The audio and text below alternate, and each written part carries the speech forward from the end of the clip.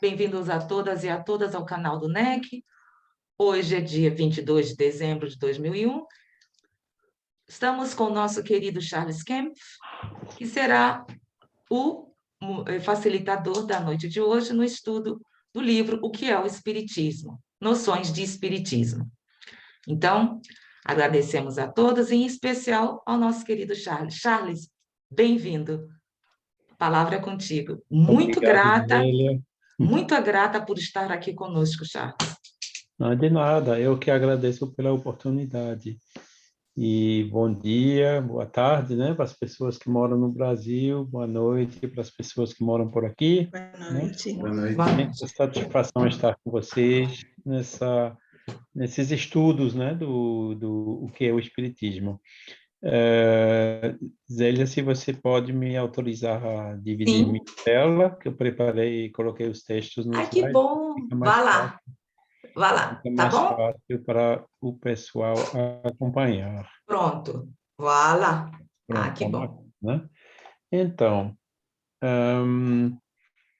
você me falou, né? O livro é o que é o Espiritismo, né? Isso. E vamos dizer assim, o índex, né, do que é o Espiritismo é mostrado aqui, né? Capítulo 1, Pequena Conferência Espírita. Não sei se vocês já estudaram essa parte. Sim, por isso que vamos no capítulo 2, ué.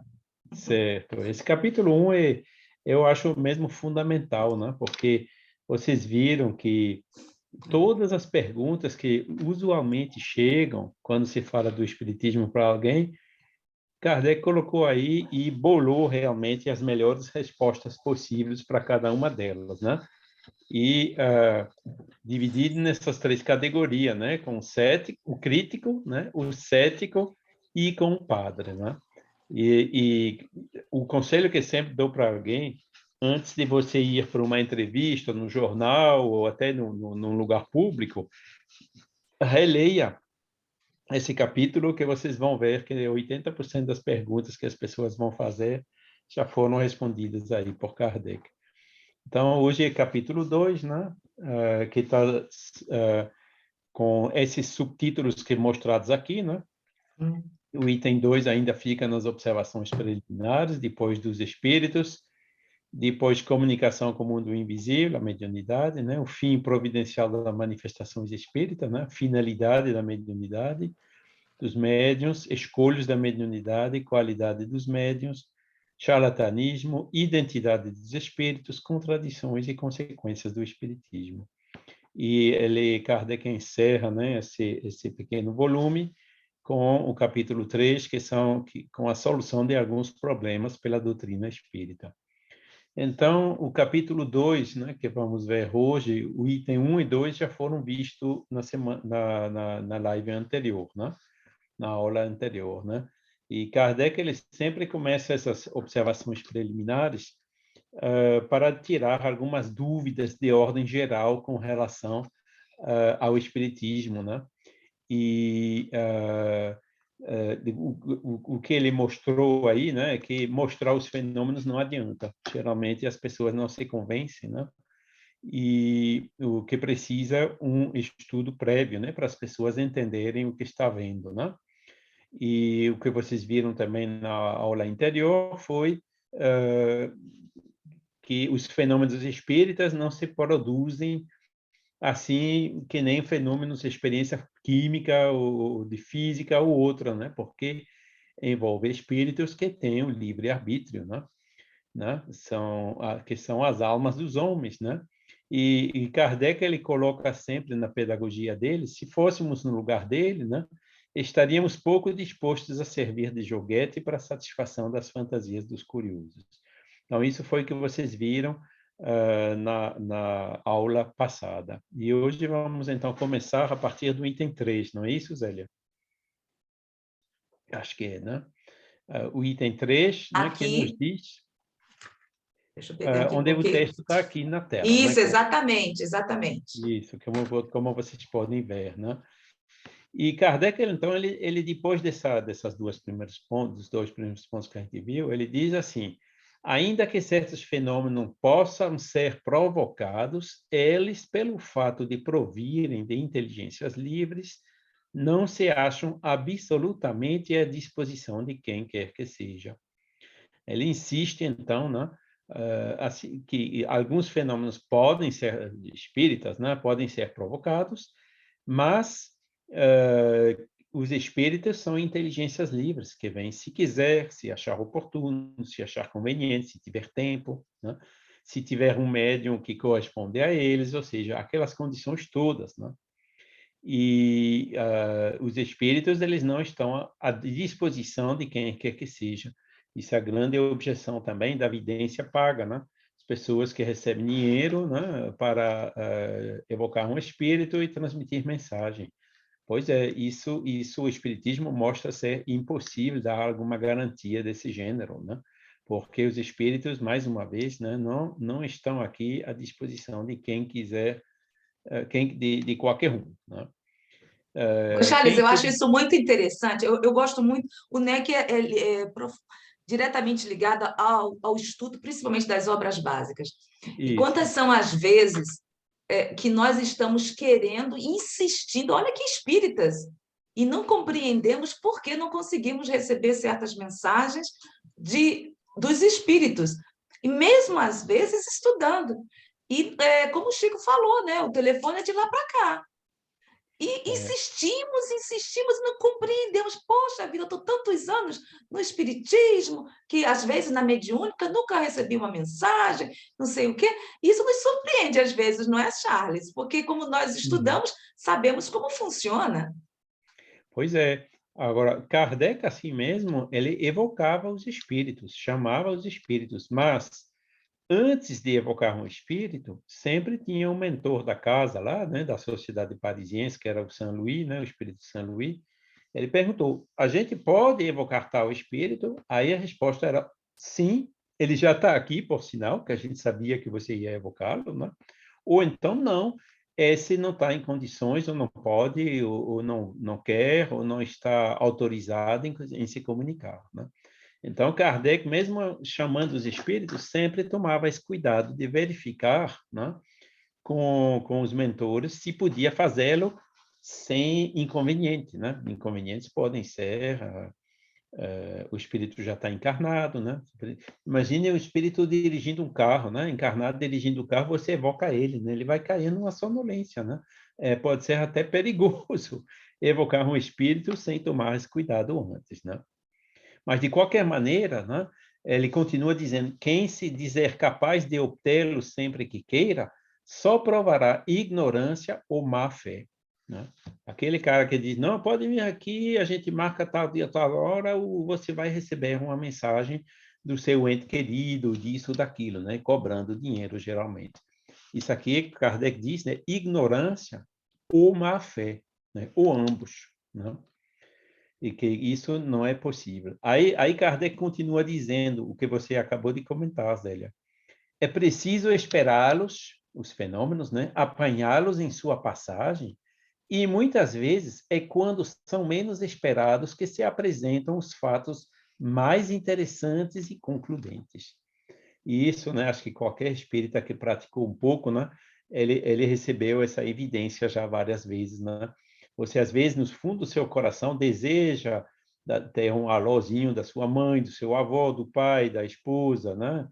E não chega. E, de repente, chega assim um fato brutal. Quanto menos você espera, bum, chega o fato.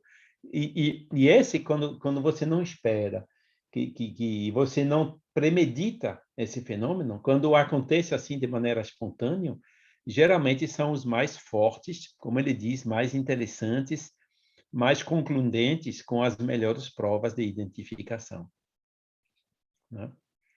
E Kardec conclui esse parágrafo dizendo: aquele que seriamente deseja instruir-se deve, nisto como em tudo, ter paciência e perseverança e colocar-se nas condições indispensáveis. De outra forma, melhor não se preocupar com isso. Né? E muitos cientistas, né, tinham Crookes e outros, né, que obtiveram resultados bons, né, depois de Kardec aí, com a materialização de Katie King, pela médium Florence Cook e outros, né? Mas depois, né, não foi mais pesquisa, foi uma caça à fraude, né?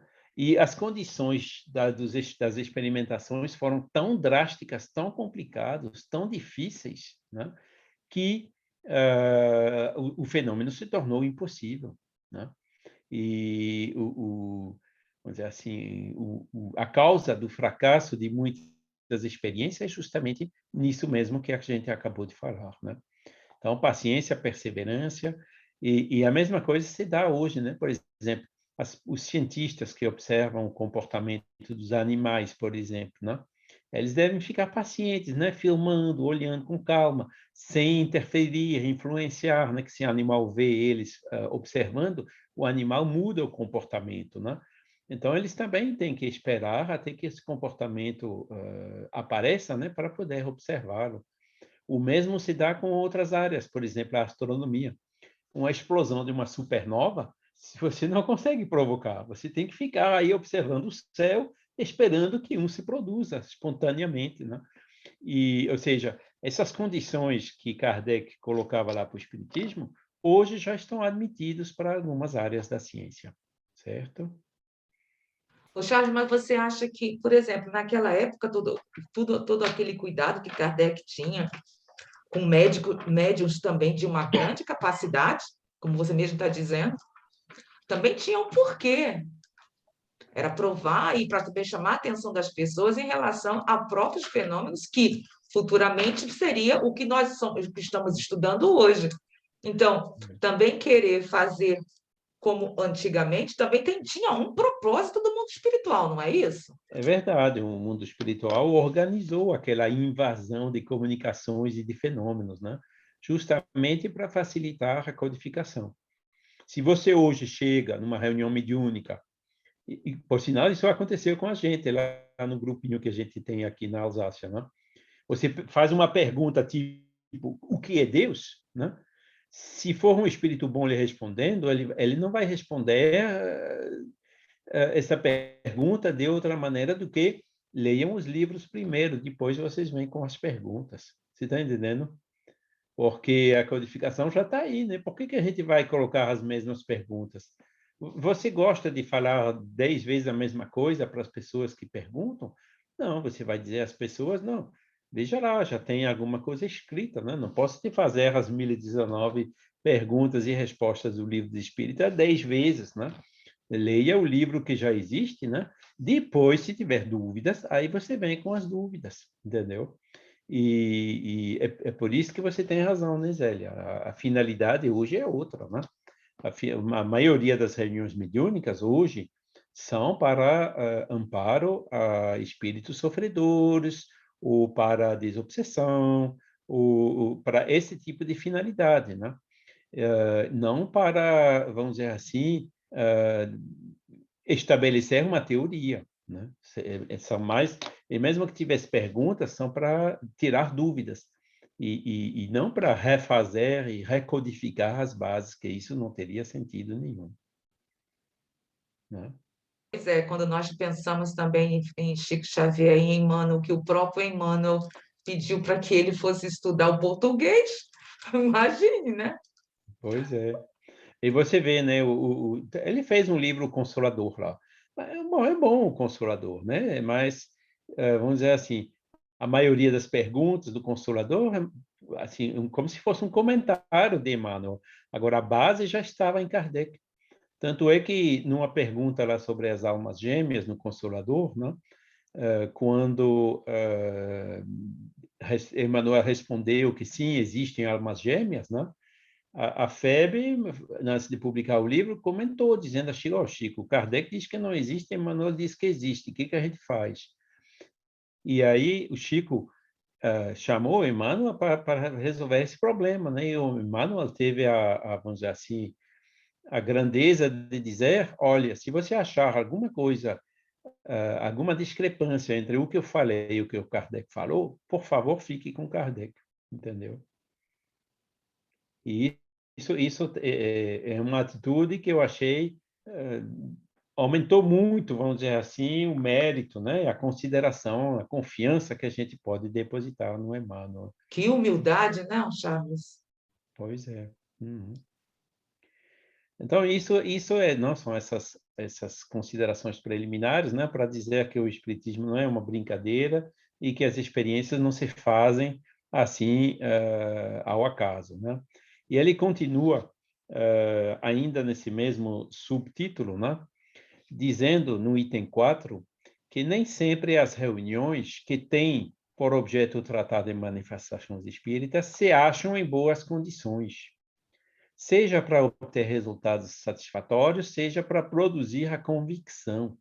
De algumas mesmo, não podemos deixar de convir, os incrédulos saem menos convencidos do que o eram quando entraram, lançando em rosto aos que lhe falam o caráter sério do espiritismo, as coisas muitas vezes ridículas de que foram testemunhas.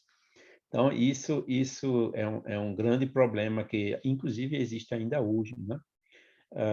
As pessoas que, como é que eu digo? Boa noite, Elza.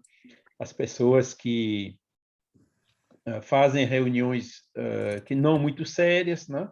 Sem a concentração necessária, sem a verificação necessária, etc., né?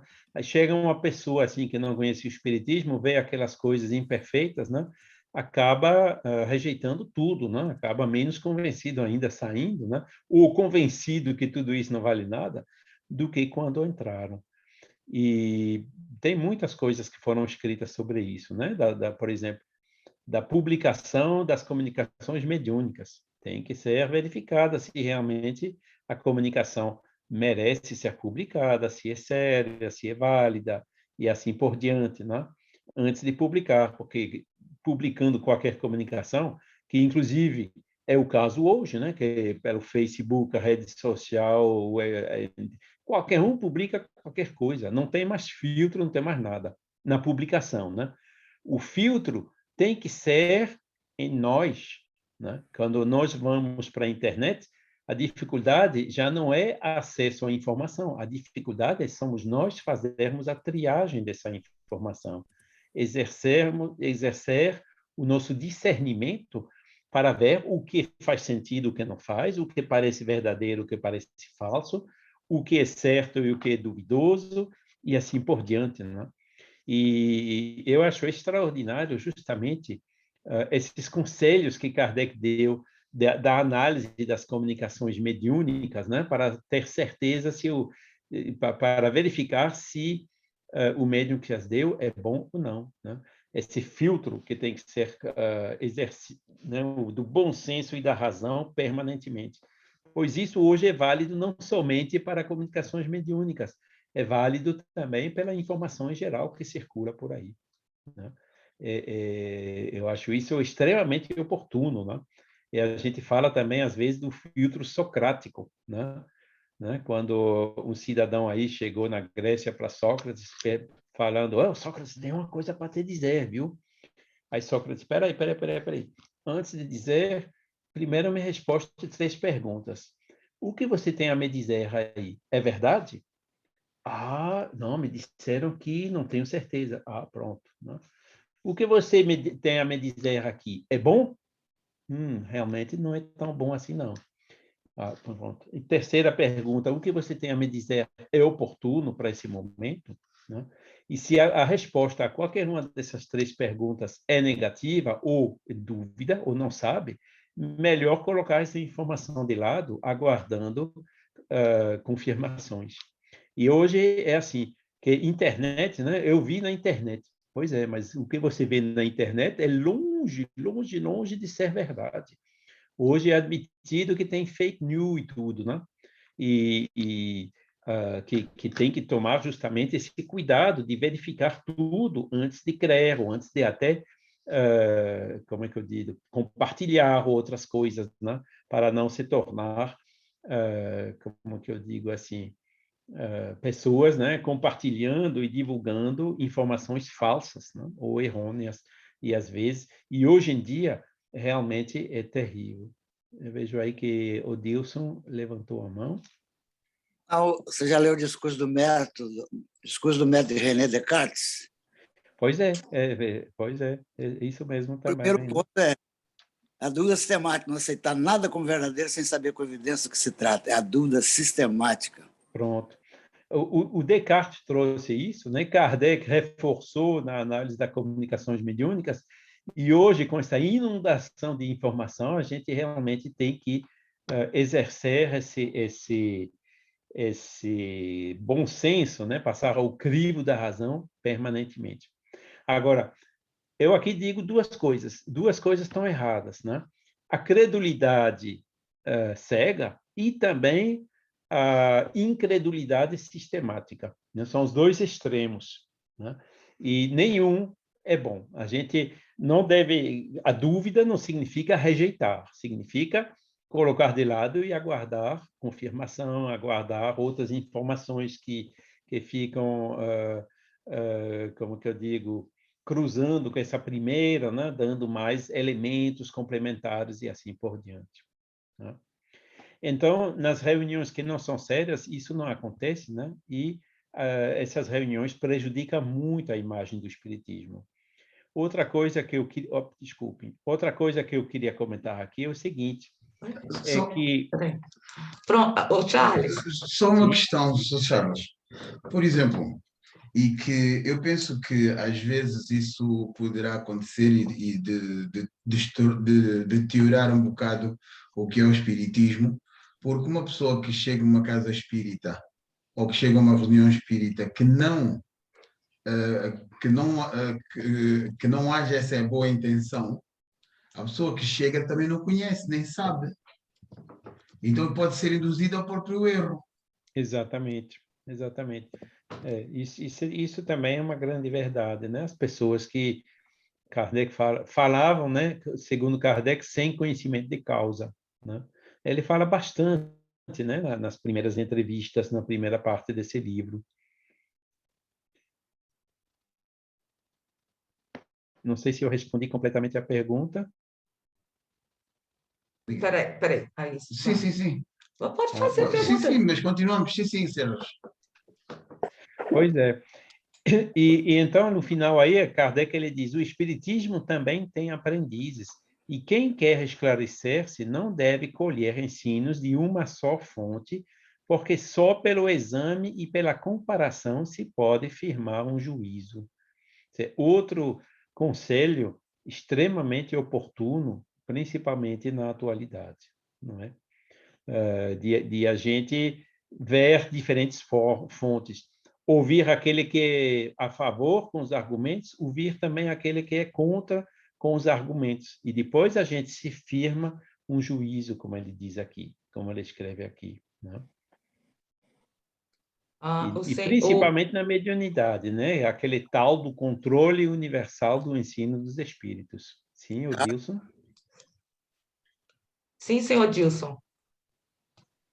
Na mesma linha do René Descartes, vai o Erasto, no Livro dos Médios, capítulo 20, item 230. Abre aspas. Melhor é repelir 10 verdades do que admitir uma única falsidade, uma só teoria errônea. Erasto. Pois é. E muitas pessoas hoje, quando citam esse trecho que você cita aí do Livro dos Médiuns, eles erram, porque em vez de colocar 10 para 1, eles colocam 99 para 1, entendeu? E eu acho que 10 para 1 realmente não basta. É melhor repelir 100 verdades do que aceitar uma mentira. Hoje em dia é assim, né? O placar é 10-0. Pois é. Isso só para mostrar, né, esse controle universal do ensino dos espíritos, né, como Kardec realmente colocava muita importância nisso, né, se a gente quiser ter alguma seriedade, né?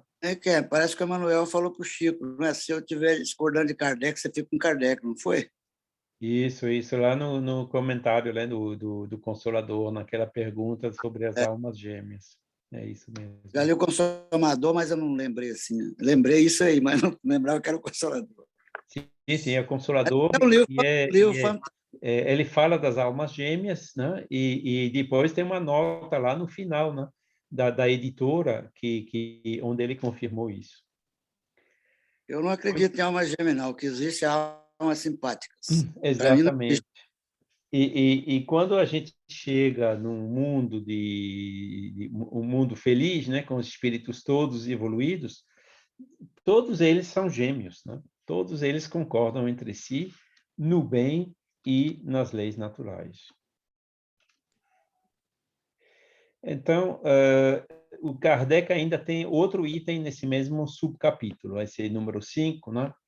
Onde ele insiste, né, que as reuniões frívolas ou não sérias, né, têm o grave inconveniente de dar aos noviços que assistem uma ideia falsa do caráter do espiritismo. Os que só têm frequentado reuniões dessa espécie não podem tomar a sério uma coisa que eles veem tratada irrefletidamente pelos próprios que se dizem adeptos. Um estudo antecipado lhes ensinará a julgar o alcance do que veem, a separar o bom do mal. Quer dizer, até nisso, né, nessas reuniões espíritas frívolas, é como se fosse fake, né? Uma coisa que eu queria assinalar em relação a isso é que, acho que foi no ano passado, saiu um estudo, né, do Alexandre Caroli, lá o pessoal lá da Universidade de Juiz de Fora, do Alexandre Moreira Almeida, né, do ANUPES, né, junto com alguns outros pesquisadores, inclusive americanos, me parece, eles fizeram um estudo com protocolo bem avançado, né, sobre comunicações mediúnicas, utilizando 5 médiuns brasileiros conhecidos, reconhecidos também nos grupos deles como sendo médiuns confiáveis, né? E esses médiuns, na realidade, eles tinham que receber comunicações de entes queridos, falecidos, né? Trazendo também provas de identificação, né? E o resultado desse estudo foi negativo, ou seja, mesmo aqueles médiuns reconhecidos e bons não conseguiram dar provas de identificação do ente falecido que se comunicou, né, de acordo com os pedintes, né, aquelas pessoas que estavam se submetendo a essa experiência, né, solicitando uma comunicação de um defunto conhecido. Então, isso mostra mais uma coisa, né, que esse tipo de comunicação assim, que você chega num grupo espírita, tome, isso é uma comunicação do seu pai, de sua mãe, tem que tomar cuidado, porque é muito difícil. Aqui, esse estudo mesmo provou que isso é complicado se conseguir. E se você, de uma certa maneira, diz que é, ou até chega, pior ainda, a garantir que é, você mente para a pessoa. É uma coisa que pode ser grave. A gente precisa ter o máximo de cuidado nesse tipo de coisa. Tanto é que Chico, né, que começou a fazer esse trabalho de cartas, né, Emmanuel só autorizou ele a fazer isso depois de, não me lembro se foi 35 ou 40 anos de experiência na mediunidade, né? E aí deu aquele filme As Mães de Chico Xavier, né? Que realmente ali sim a gente vê dezenas de provas de identificação, né? Mas nenhum desses 5 médiuns reconhecidos nos grupos espíritas que eles frequentam conseguiu essa proeza, né, que Chico conseguiu naquela altura. E isso é outro grande ensinamento, né, bom, para que fazer um estudo desse? Para provar realmente que a alma sobrevive à morte? Volta porque a gente falou no início, né? Isso aqui a gente já está convencido. Por que a gente quer uma enésima vez provar aquilo, né? Esse tipo de trabalho, por exemplo, teria um sentido você tendo pessoas de luto, inconsoláveis, que nem no filme de Chico Xavier, né? A finalidade de Chico Xavier foi fazer que essas pessoas, por exemplo, desistissem de se suicidar, voltassem a ter uma vida normal e até com a certeza da sobrevivência do ente querido, voltem a ajudar outras pessoas a praticar caridade, né? Ou seja, a finalidade não foi simplesmente uma pesquisa com estatística e tudo mais, foi realmente de consolar. E aí sim a coisa realmente funciona. Esse foi o item 5, e tem o item 6, ainda nesse mesmo subcapítulo. Você me diz com relação ao tempo, né, Zélia? Acho que a gente já passou assim, pequena meia hora agora. São 25? Isso. 20 horas e 5 minutos até 20 e 30. Falta 25 certo. minutos. 25 minutos. Então, o Kardec, nesse item 6, continua dizendo: o mesmo raciocínio se aplica aos que julgarem o Espiritismo pelo que dizem certas obras excêntricas, que dele apenas dão uma ideia incompleta e ridícula. E, realmente, obras sobre o Espiritismo que não valiam nada, já tinha na época. Hoje tem muito mais ainda. Não sei no Brasil, mas aqui na França, você chega lá na área de esoterismo de uma livraria espírita, você tem dezenas de livros, como fazer girar uma mesa, como girar um copo. E quando você lê um pouco esses livros, você vê que a pessoa que escreveu o livro não entende absolutamente nada da doutrina em si, né? Ou seja, livros assim excêntricos ou faltam de seriedade tem montes, né? Mas nós sabemos também, nós sabemos que no Brasil existe isso e que às vezes chegam no centro espírita pessoas com esses livros, e o que nós dizemos que não são aconselháveis, mas é complicado porque essas pessoas gostam desses considerados romances. E, nós, infelizmente, o que ocorre atualmente é que se sabe que os livros espíritas também estão tendo como se fosse comércio, que se vende. E é uma lástima que isso esteja ocorrendo, porque se você vai ver a síntese, a essência, Nossa Senhora, é uma vergonha, né? Exato. É exatamente isso. Eu acho que as obras básicas em casa espírita não deveriam ser vendidas. Poderia vender outras obras, menos as básicas, pelo menos. Pois é. Aqui na França, a Virar gente... comércio, igual na igreja. As obras de Kardec aqui na França já são de domínio público, né? Há muito tempo, né? Então, a gente coloca eles lá como que eu digo, na Enciclopédia Espírita, né? Em PDF gratuita, já há muitos anos, né? Desde os anos 1990, quando a internet começou, né?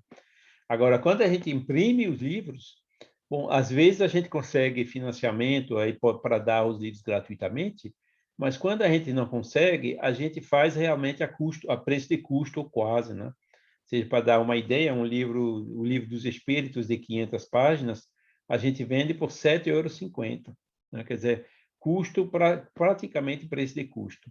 E isso é só para a pessoa ter, vamos dizer assim, o conforto de ler o livro no formato papel, né? Quando não quer ler ele na tela. E isso não só Kardec, a gente tem Leon Denis, Gabriel Delano, outros autores que já estão de domínio público, a gente coloca tudo à disposição virtualmente, né? É tudo gratuito. Charles, só uma questão. Você, como investigador, sente necessidade de ler obras excêntricas para perceber o quanto errado elas estão? Olha, eu pessoalmente, tem tantas obras que são boas, que eu não li ainda, né? Que eu dou prioridade para essas obras boas. Quando eu começo a ler um livro e que eu vejo, assim, nas primeiras páginas, que realmente o livro, vamos dizer assim, não é sério, né? Aí eu fico folheando assim e eu leio o resto do livro em 10 minutos, entendeu? E não entro mais nesse livro, não, entendeu? Porque você lê tudo o que as pessoas imaginaram de coisas esdrúxulas ou excêntricas, né, sobre o espiritismo, eu acho que não traz assim muita informação, não. Um outro caso, teve um livro assim bastante sério, né, cujo título foi O Novo Livro dos Espíritos, aqui em francês, né, publicado por um grupo espírita. Eu comecei a fazer uma crítica desse livro, mas depois de 5 páginas já tinha 10 páginas de crítica. Aí eu parei também, disse, não, peraí. Simplesmente as pessoas que me perguntam sobre esse livro, eu digo, compra o verdadeiro de Kardec e comparem ambos, e depois a gente conversa. Pois é. Ok. E senão você passa muito tempo, né? Tempo que talvez seria melhor empregado em consolar lágrimas e Imagine fazer as alguma coisa. 530 obras só de Chico.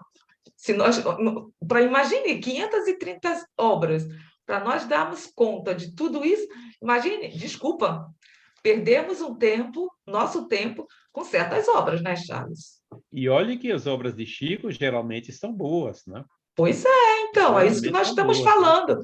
Se temos só de Chico 530, para que eu digo por mim, para que vou perder tempo com aquelas obras que quando eu vejo que não tem lógica.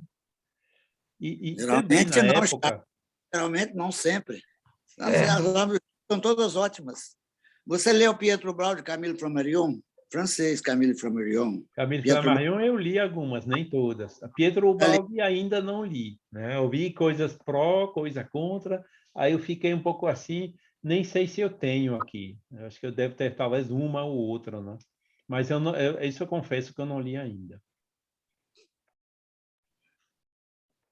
Eu vou ler. Pronto, vamos lá.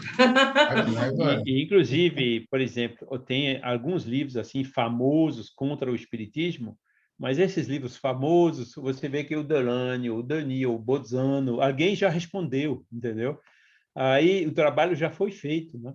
Aí você tem um livro pró, você tem um livro contra, e depois qualquer um faz vamos dizer assim, a opinião dele, né? Se a pessoa quer acreditar nas coisas excêntricas, liberdade dela. Você não pode fazer muito mais do que, né, chamar ela à razão, mas se ela não quer ouvir, aí paciência. É o arbítrio de cada um, né?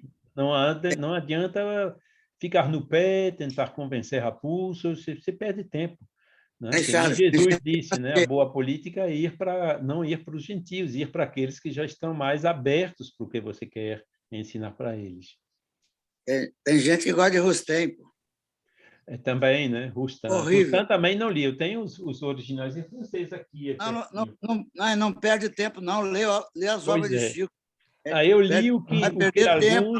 Falaram de Rustam, e realmente eu li também um pequeno fascículo dos seguidores de Rustam, que foram escritos depois da morte dele. Consegui ler 5 páginas.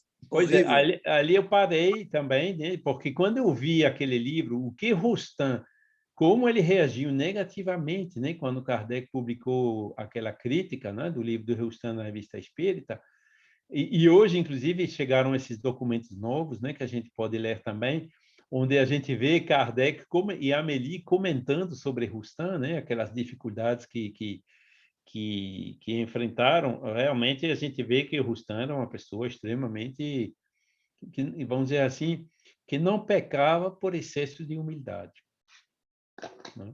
Para ser educado. Então, eu também não vou perder tempo lendo isso, né? É isso aí. Então, Kardec continua: o espiritismo sério não pode responder por aqueles que o compreendem mal ou que o praticam de modo contrário aos seus preceitos, assim como não o faz a poesia por aqueles que produzem maus versos. É deplorável, dizem, que existam tais obras prejudicando a verdadeira ciência. Kardec, sem dúvida, né, seria preferível que só as houvesse boas. O maior mal, porém, consiste em não se darem ao trabalho de estudá-las todas as artes, todas as ciências. Além disso, estão no mesmo caso. Não vemos sobre as mais sérias coisas apareceram tratados absurdos e cheios de erros, principalmente hoje com essas fake news, né? Aí Kardec continua: por que seria privilegiado nesse sentido o espiritismo, sobretudo em seu começo, né? Se os que o criticam não tomassem as aparências por base do seu juízo, saberiam que ele admite saberiam o que ele admite e o que rejeita, e não lhe lançariam em conta o que ele repele em nome da razão e da experiência. Também fundamental, né? Muita gente publicando bobeira sobre o espiritismo, você não tem como proibir, você não tem como, principalmente hoje, né, com a internet. Antigamente tinha as grandes instituições, tipo FEB, tipo, não sei, FESP, outras, né? Não, esse livro não vão publicar, não, né? Esse aqui não, rejeitavam, mandava para o autor. Mas hoje o autor não chega nem a FEB, tem um livro, joga lá logo na internet, né? Ou na Amazon, sei lá onde, né? Qualquer um hoje pode publicar o que quiser, né? Então, esse filtro que tinha por parte de algumas instituições, né, que não faziam que nem os católicos, né, aquele index prohibitorium, né? Não chegavam a isso, não, mas assim mesmo conseguiam filtrar. Isso hoje já não funciona. O último filtro tem que ser as pessoas mesmos. E, infelizmente, muitas pessoas não têm esse discernimento ainda, né? E depois vão aderir a algumas dessas teorias excêntricas e ter uma ideia completamente falsa sobre o espiritismo. Mas isso, como tudo, né, faz parte da aprendizagem. É errando que a gente aprende. A criança é queimando o dedo na chapa do forno, né? Mesmo que a gente tinha dito 10 vezes, não coloca o dedo ali, só quando ela colocar o dedo é que ela entende realmente o que a gente falou para ela. E muitos adultos são grandes crianças, né? Só aprendem pelo erro, infelizmente, né? Então, nisso também, não adianta a gente ficar muito tempo no pé, tentar proibir. Quando pergunta a nossa opinião, a gente dá. Mas aí publicar coisas, dizendo que esse livro não é bom, fazer coisas assim negativas, também não adianta. Melhor é a gente divulgar de maneira positiva, né? Incentivando as pessoas a exercerem o crivo da razão e do bom senso, o discernimento, né, em tudo, né? Isso é que é uma coisa positiva que a gente tem que ler, né? Que a gente tem que divulgar, né? Porque eu, sinceramente, não vejo outra maneira de fazer, né? Ou, principalmente hoje, né? Esse grande tempo assim de grandes instituições passou. Isso aqui hoje, né, com essa facilidade de comunicação que a gente tem, qualquer um pode gravar uma emissão, jogar na YouTube, né? O essencial em tudo isso são as pessoas ganharem em autonomia, né? Pela educação, né? É o único filtro que é possível hoje em dia.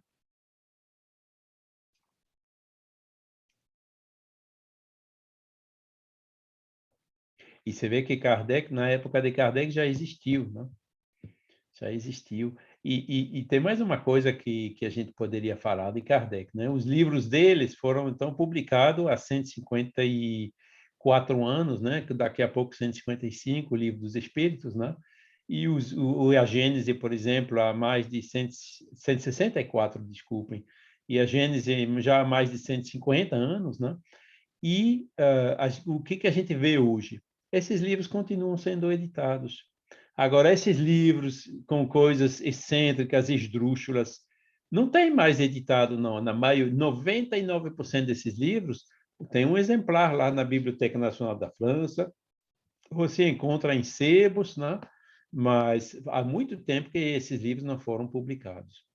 E entre eles tinha até livros assim bastante sérios, né? Tipo omniteísmo. Não sei se vocês já ouviram falar do omniteísmo, né? Do Arthur d'Anglemont. Era uma teoria, né, que ele ficava filosofando centenas e centenas de páginas sobre a natureza da divindade e assim por diante. Quem hoje é que conhece o omniteísmo? Ninguém. Agora, o espiritismo, aí sim, tem dezenas de milhões de pessoas no mundo que se interessam pelo espiritismo. Isso também é um critério, né? A opinião pública, né?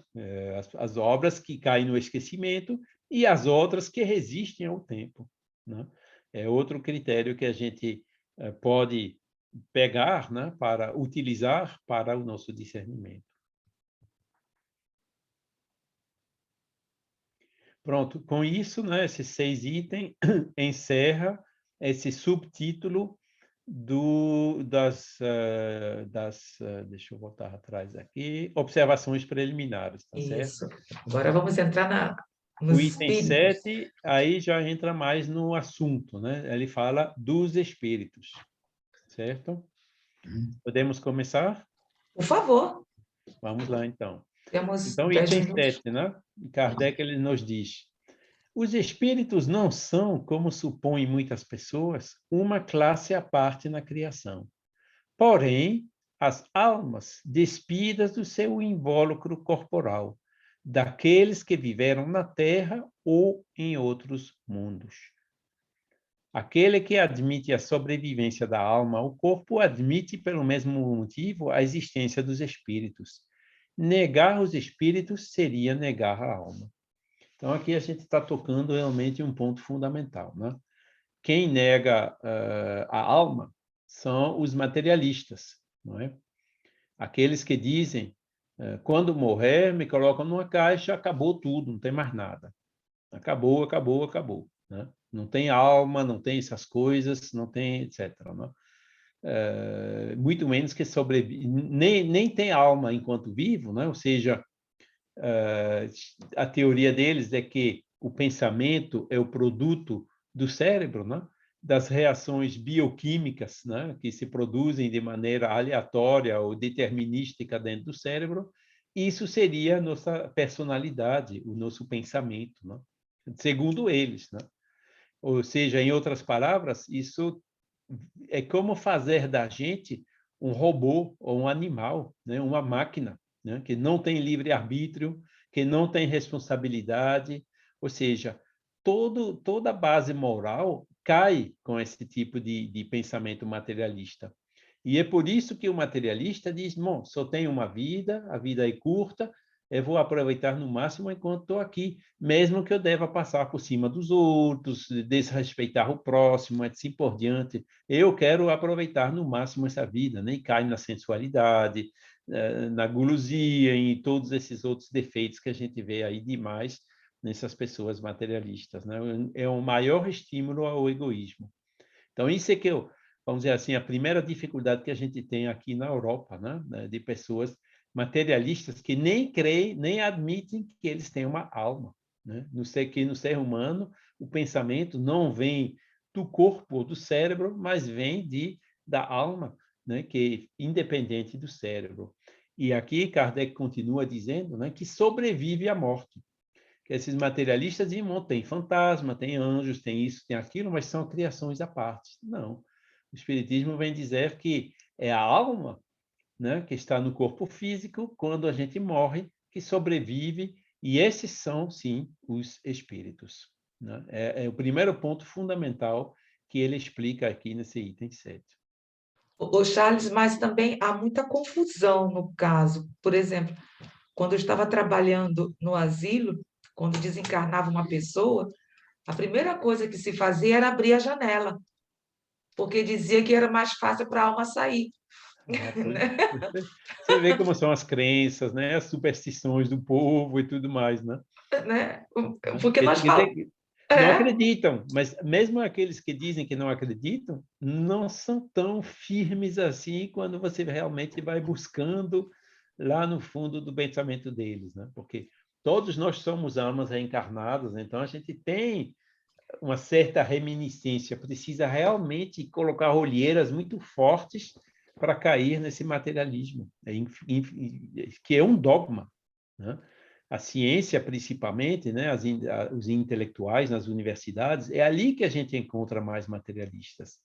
Eu tenho um vizinho aqui perto de casa, né, que era médico, aposentado agora, né? Quando eu falo da alma e dessas coisas, ele diz, isso não pode ser. Isso não tem realidade ontológica. Eles vêm com aquele blá blá assim, né, dizendo que é uma coisa totalmente imaginária, né, e que qualquer um é absolutamente livre de crer o que quiser nessa área, mas que é impossível fazer qualquer tipo de investigação científica sobre essas questões. Isso é delicado. Esses são os materialistas, entendeu? Sim. Aí quando você diz a ele, mas peraí, você provou que a alma não existe? Você provou que o espírito não tem realidade ontológica? Não, não, é um dogma. Você está afirmando isso, né? Tomando isso como preceito da base das suas reflexões, mas sem nunca ter tido qualquer demonstração que seja sobre esse tipo de afirmação, né? Porque Aí eu fico, não, mas não pode, não pode, não pode. Né? Porque e é aí, o contrário, né, Charles? pois é. Porque hoje o que está tendo muitos médicos estão querendo ir em busca do Deus e, ao mesmo tempo, comprovar se há ou não morte, e estão estudando. Como você citou, o exemplo de alguns médicos. E também, quando estão operando, eles sentem também alguma coisa, eles não sabem dizer, mas alguma coisa fora, entre aspas, do normal. Porque muitas são as vezes que eles não entendem por que vai em determinado ponto se eles estavam pensando em outras coisas, em executar outras coisas. O interessante que eu acho é isso, quando o Frutoso fala, e quando os médicos também, quer dizer, médica que fala também, o que ocorre no centro cirúrgico, essa intuição que de vez em quando aparece neles. Exatamente, pois é. E é por isso que realmente, hoje existem milhares de estudos sobre o que eles chamam espiritualidade e saúde, né? E o último congresso da Associação Médico Espírita Internacional, né, que ocorreu em novembro, que foi virtual, e que eu acho preciso verificar que os vídeos estão no site YouTube deles, tem lá duas conferências que são interessantes, né? Um do Rupert Sheldrake, né, um inglês, que realmente fala isso de uma maneira extremamente forte, e o outro de Alexandre Moreira Almeida, né, que eu já citei hoje, que vai fazendo um estudo histórico, né, dessa hipótese materialista, mostrando que ela está absolutamente sem fundamento e que ter um dogma desse gênero é uma atitude profundamente anticientífica, né? E é por isso que mais e mais cientistas, não somente médicos, também outros, né, estão lançando apelos agora, fundando mais e mais dessas entidades, né, de espiritualismo e saúde, né, e o do paradigma pós-materialista, né, a ciência pós-materialista, né, porque estão convictos, né, que a ciência realmente só vai evoluir significantemente quando sair desse dogmatismo materialista, né? E as primeiras aplicações já estão chegando, né? Por exemplo, o NHS, né, o INPS inglês, está agora, né, para as pessoas depressivas, financiando e pagando elas irem ver pessoas tipo coaching, esse tipo de coisa, porque custa bem mais barato do que tratar a depressão, né, com medicamentos, com outro tipo com a alopatia clássica, né? Ou seja, as primeiras aplicações realmente que estão começando a chegar, né? E, na minha opinião, esse paradigma materialista está agora já no fim, vai cair qualquer dia, né? Porque, como se diz, quando a gente reflete um pouquinho, né? Quando a gente observa um pouquinho a fenomenologia espírita, né? Que Kardec apresenta nesse livro, a gente realmente se dá conta da evidência, né, que a alma existe e que ela sobrevive depois da morte. Exatamente, eu acho que fica cada vez mais lógico, porque é o que realmente estamos aqui aprendendo e que eles estão em busca, porque, na verdade, eles estudam, mas não entendem. E quando há pessoas, no caso como você citou, que estão interessados no estudo, mas não querer deturpar as coisas, eles vão encontrando meios e se questionando realmente, porque eles não sabem como explicar. Então, cientificamente, cada vez estão aprofundando cada vez mais, não é isso? Verdade, né? Um psiquiatra, diante de um caso de obsessão, né, se for materialista, ele vai ter muita dificuldade de entender, né? Imagina. E Bom, tem aquele filme, não sei se vocês viram, né, O Baile das Loucas. Um filme não, francês, inclusive, que saiu recentemente, né, e que ilustra, né, uma menina, na época de Kardec, inclusive, fala do Livro dos Espíritos no filme, né, que a menina é simplesmente médium, né, mas a avó e o pai dela acreditam que ela está louca e mandam ela ser internada, né, a coitada passando por aqueles sofrimentos, né, dos tratamentos psiquiátricos da época, né? É um filme bem interessante que ilustra essa dificuldade. E quando hoje você vai em fóruns de jovens e de coisa assim, né? Muitos deles falam, eu estou vendo e ouvindo vozes, estou vendo espíritos. Eu já falei uma vez para os meus pais, eles não querem me ouvir. Falei para o psiquiatra, fui internado há 3 semanas, agora continua. Que eu não ouso mais nem falar com eles, eu preciso de ajuda, etc, etc. Tem mais e mais e mais pessoas assim, né? Que é não tem verdade. nenhuma patologia, que são simplesmente médiums, né? É E verdade. o movimento espírita tem um papel fundamental, né, para ajudar essas pessoas. Pronto. E como, não? Só depende de nós. Bom, aqui são 8h30, vamos ficar por aqui e vamos Certo. parar a nossa gravação e agradecemos a todos que assistirão posteriormente. Muito obrigada.